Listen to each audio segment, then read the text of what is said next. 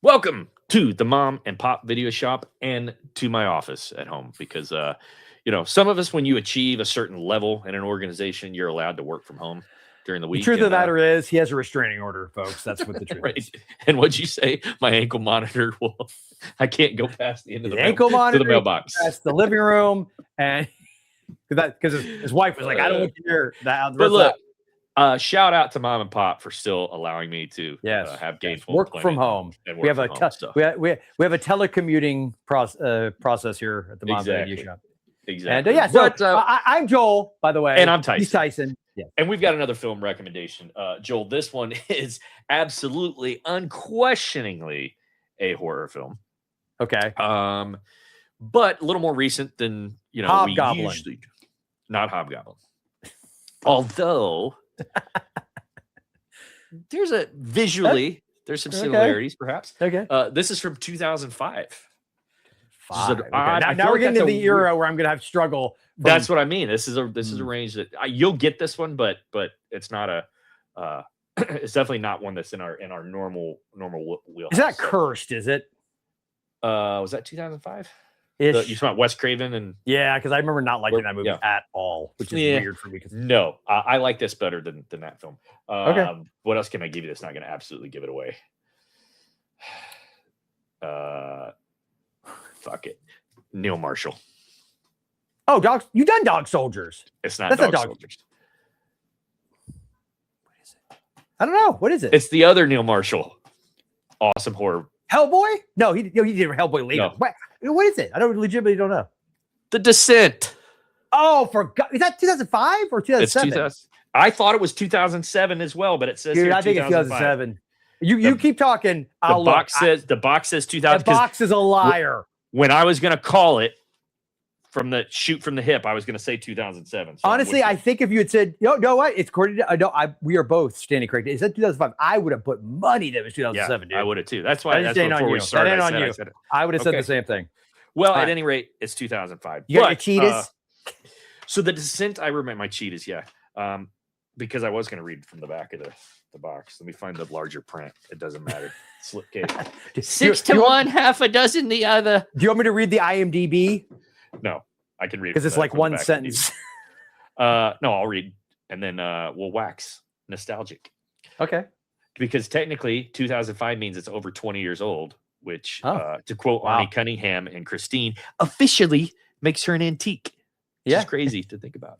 Yeah. On an annual extreme outdoor adventure, 6 women meet in a remote part of the Appalachians, which I love, to explore a cave hidden deep in the woods. Far below the surface of the earth, disaster strikes when a rockfall blocks their exit and there's no way out.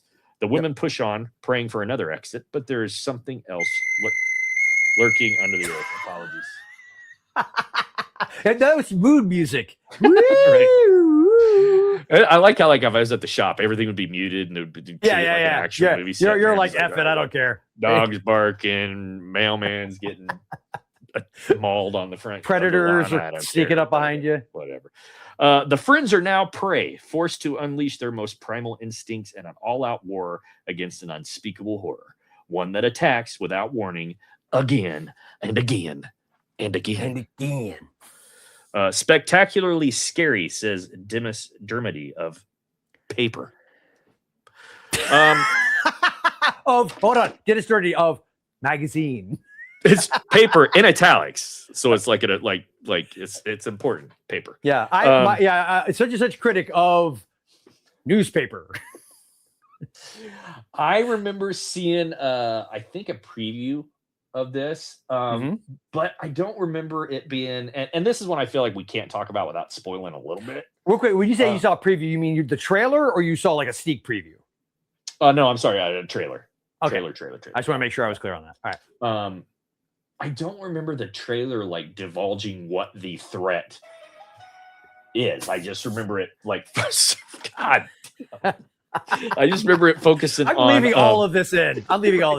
Warts and every possible distraction that there could be. The bell, my doorbell's going to ring any minute. I guarantee.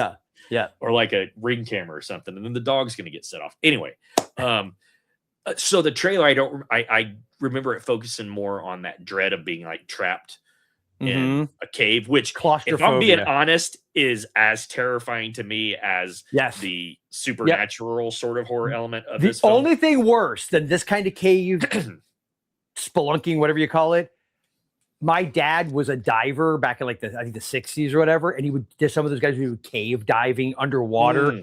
Hell no, you want to almost guarantee you might die. Like that's almost a guarantee. Same outcome. I think it just happens quicker when you're underwater, if you think about it. Maybe, you know what I mean? Then you're trapped in the dark and you're just waiting for your oxygen to run out. Yeah, but at least it does. You know what I mean? At least it happens fairly quick. It's not gonna. I don't know. It happens fairly quick in this, if memory serves. Like, when you get off. So, I didn't see this in the theater. I don't think it was a. Did you? Yeah. Was it like a mass release thing? Yeah, no, I feel like it was a pretty decent sized release. And I remember, without going into it, the opening really bothered me a lot. Because it's what happens, you're like, dear God, what in the no, I remember seeing the theater. I probably read about it in Fango or something like that. Yeah. But I love this Heather went and saw it with me. It uses the same formula as almost like honestly, the first movie that comes to mind is like a Predator or something, where you think you're watching one kind of movie and you're into it, and then all of a sudden, and that's why I say I don't remember much about the trailer, or because when the movie shifts, if you know what I mean, when the movie shifts in terms of the horror, what's happening, it was a total holy shit moment for me. Like what? Like, and it's funny. You know what I mean? It's funny because this movie. From Dusk Till Dawn, same kind of thing. You're so I'd say From Dusk Till Dawn's more of a severe shift. Sure. Than this, because it's a horror movie. You know something bad's gonna happen. You just don't get what it is until. But it's like whereas From Dusk Till Dawn, it's a crime thriller, and then all of a sudden it's what it is. You know, I love that I'm trying not to spoil From Dusk Till Dawn, which is like 30 years old now. But this movie, to me, what's interesting about it, since that, I think again, Neil Marshall, like Dog Soldiers in this movie, if the dude had done nothing else, like these are fantastic films. And I'd say of the two, I really love Dog Soldiers, but this is the superior. Like this is probably his like masterpiece. Like this is a really just fantastic. The characters are great. The suspense is off the charts. If you terrifying. And I owned a film studio and we wanted to shoot something creepy in the woods, how brilliant is visually is Neil Marshall at shooting horror in the woods? I mean, with Dog Soldiers, it was the woods of where were they? Scotland or I think it was Scotland, maybe someplace. Definitely the UK. Obviously, the Appalachians, though. Like, I mean, just like making primal. I'm not even talking about the cave yet. I'm just talking about the hills and trees and woods. Of what it is it's very primal, right? It's very but so one thing I do want to address is that this movie's 21 years old. It doesn't feel like it. Like, no, it doesn't. It is like, it's weird because I feel like 20 years difference. Like, so go 20 years before 95 is 75. You know what I mean? Like that feels so just culturally different. 95 to 75. Whereas 2005, which be 85. 85. I thought it was 95 for a second there. 85. But even 85 to 2005 still feels pretty culturally different, right? Yep. And then again, 25 years from 95 to 75. So that feels very different. And 75 to 55 just feels like too tall. If you watch a movie 55, it's very like, you talk about either way, you're talking about 2 decades, and it just seems like in this new millennium. But if you watch Descent right now, it doesn't feel like it's that old. Like it feels like maybe it would come out 5 years ago, maybe 10. You know what I mean? It doesn't feel that old. So, but I think it's fascinating to point out that this is almost a almost predominantly female cast, right? I don't know other than the opening. There's a single male. And it makes sense. Like it makes sense why. It makes sense why what's happening. It's a girl with her friends, and they have this like club kind of thing. Like they're doing this thing. But it's almost like Hollywood has this amazing ability to not remember anything that happened like more than like 5 seconds ago, because you literally could just go back to this movie. Like all of the gripes and criticisms, and most of them fully justified, about where Hollywood has taken movies, especially was dominated by female characters where they just force this girl boss bullshit into them. This movie is a primo example of like how you can make a fantastic movie, have a predominantly female cast, and it not feel like that at all. And you're all very. I'm a dude. It's story driven. You don't have to work that into the plot. And the characters are so. Here's the key: because relatability is human. It shouldn't matter what's between your legs or what's on your meat suit here. Yeah, it's weird, and I don't mean to sound like I'm being a chauvinist either, but you could have easily made this an all male cast, and I don't know that it would have made a difference to me. I think other than perhaps you could make the argument of the perceived more. There's like with a female cast, you could say that there's gonna be this perception of a vulnerability more so. Like if they've been all like Schwarzenegger looking dudes. Yeah, but I think especially once you get into the second half of this movie, like that idea of any of them being vulnerable is quickly. Yeah. But what I get it, but there's none of it feels unearned and none of it feels false. None of these people are doing things that seem completely like she weighs a $105 soaking wet. There's no way she could do that. Like you never do that in The Descent, not once. And again, the main character, especially because we've literally go through it with her. Yes. She's very relatable. Like I think that's the word that's been missed for so long, I think, is that characters have got to be relatable. Like Fool is a poor black kid in People Under the Stairs. Yeah. I was like a middle-class white kid in the South. I found him extraordinarily relatable. Like he's a human. I'm a human. So much stuff in common. That's what I'm getting at. The Descent.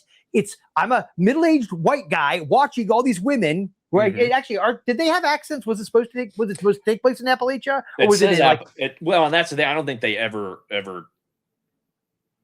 Well, I don't remember. It's been a minute since I've seen it. I think they do. Legitimate. I have not seen that movie in 15 years. I don't remember. So I'm just being honest. But yes, they do have accents because the one, what's the actress name? Shauna Macdonald, I think. I mean, she's clearly like practically a cranberry.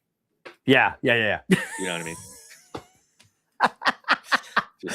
Your euphemisms make me smile. No, but you know what I'm saying? I guess what I'm trying to get at is it's sort of like how Ripley, we've gone down this road a million times. And Predator, watch out. Speaking of, I guess what I'm getting at is like when people act like the idea of female action stars and stuff or females being in these kind of roles is something new. No, dude, this movie's 21 years old and it's fantastic. So I would just say if anybody's never seen The Descent, man, and here's a key. If memory serves, it's pretty gory at points. I was going to say, and I wanted to point out, super gory. And if they use CGI in this, they did a brilliant job of blending it. I feel like it was minimal. It was minimal, man. Because Dog Soldiers didn't use CGI, did it? Dog Soldiers is all practical, pretty much. Yeah. Yeah. So I could be wrong, but I feel like there was minimal CGI in this thing. And it's brutal without being there's a lot of films that go there and that's the whole point of the movie. Yeah, that's not this movie. No, this movie this is plot first, and the gore and brutality just supports an awesome. Yeah, well, and what it is, it's like the character, and it's also, oh, by the way, too, this movie has that whole theme of like grief and trauma and tragedy, but it doesn't feel in this like annoying, cloying. It's part of her character. It's not the point of the movie. Does that make sense? Like that is a freaking trope theme wise. I am so over. Whenever I hear them say, "Yeah, this movie's about trauma," I'm like, I'm out, dude. I'm tired of it. No, you can't say that about this movie. It's one of the characters is dealing with that certainly, but that's not what this movie's about. But that's a motivating element for her why she finds herself in the situation, and it helps parallel, I think, very well elements of what happens. If memory serves, again, I'm kind of pulling some of this out of my ass, but as opposed to usual, when I'm not pulling things out of my ass. But the fact is that I just feel like it is a primo example of how you do it right. Yeah, it's just this is how you do it right, man. You could have a predominantly female cast, a diverse cast. None of that stuff matters if the story's great, right? And the first and foremost, just write a great, brilliant story, and then cast it. Do what you're gonna do. Soundtrack too, from what I remember. Nothing. I don't remember that at all. Just that we talked about the Appalachians and the mountains and those scenes, like some of the wide, smoky, misty. Remember that? Yeah. I really. I'm gonna make a note. I gotta rewatch that. Like I do too. I'm gonna leave soon. I'm gonna leave it out, and I need to watch the sequel, which I don't remember liking as well. I don't know that I don't remember. I don't remember enough about it to have a. I actually could I be frank with you? Until you just said that, I forgot there was a sequel. Yeah. And if I remember, it's the kind of sequel that is like it's one of those like immediately picks up where. Did I see that? That's so weird, dude. Like I legit. Yeah, there's a Descent 2 for sure. Oh, I believe you. Yeah, The Descent Part 2. When did that come out? That was 2009. I did not see this. Did Neil Marshall do that as well? No, it was. I was going to say I don't want to say he did because from what I remember, it's interesting. No, it is not. Again, I've only seen. I don't think it's a great sequel. That's all I'm going to say. But okay. At any rate, well, so look, I'm going to go tape wise. I'm probably just going to do 4 on. Okay. The Descent. I'm going to do a 4 taper. I'm going to do my knee-jerk guttural reaction is to do a 4, but I'm not because it's been so long since I've seen it. I'm going to say a 3 to 3.5 range. Oh, okay. I thought, I was afraid. I thought you were going to come in at like a 5. So no. I thought you were going to yell at me for only doing 4. No. Because the reason is that I don't know that it was a 5 for me even when I saw it. I mean, I love it. But my gut tells me I'm going to rewatch it, and it's going to be a very strong 4. But I think, to be fair, it's again been at least 15 years. I saw in the theater. I know I rented it at least one more time. Movie by any means. That's like my wife just having seen or heard. That's what it was. So I remember watching this way back before we ever moved to Florida, and I had back when I had money and had a decent surround sound system and played this, and it was just so I had the volume cranked up, and she was just like in the house, and it was like I remember her getting like sick to her stomach. Just didn't watch a single frame. Very anxiety producing, if memory serves. Yeah, so to this day, she wants nothing to do with this, and has never seen a single frame of the movie. Just going back to the soundtrack and stuff, just audibly, this movie like makes her uncomfortable. So it's definitely a kind of flick. So anyway, 4 tapes from me, 3 to 3.5 tapes from you. Anything else you're about to say something? Pretty much it. Although just make sure, those of you that are watching, if you don't mind, like, share, subscribe if you haven't already. I know it's like a running joke. A lot of these, or if you do mind, do it anyway. Yeah, because otherwise, the next time you come in, we're going to give a heads up to the guy that runs the Kubaton booth out front. Hey, be on the lookout. You're going to get a Kubaton, man. Yeah. But at some point, you're going to have to describe what a Kubaton is. Yeah, it's I don't know. Is it that? I'm trying to look like I have one. Yeah. Yeah, you're looking around. Like a little mini. It's like a little mini baton. Is it the thing where you do this and it comes out? No. That's it. Well, that's stupid. But it's just like a heavy pin that you could just. Anyway, that's boring. Kubaton. We got to shoot like a Kubaton commercial as like a spoof and put it on the channel. Yeah, your kids would love that, man. A couple guys with mullets. We go out like a mullet wig on. Yeah. Yeah, your come on down to the Kubaton booth. Anyway, I think I was about to say, remember that here at the Mom and Pop Video Shop, our love of. Wow, this is gonna be a tough one because I don't really know any of the cast to jump off of. And Neil Marshall, like I mentioned, Dog Soldiers. Our love of The Crazies, the remake of The Crazies from 2010 with Timothy Oliphant. Good call. I love that movie. It never frickin' stops. And it's not at all because I looked up and that's the first thing I see. For the record, that's a 5 taper for me. Let's do that. Wow. Yeah. Okay. I love The Crazies. Good call. You know what? You're right. It never stops.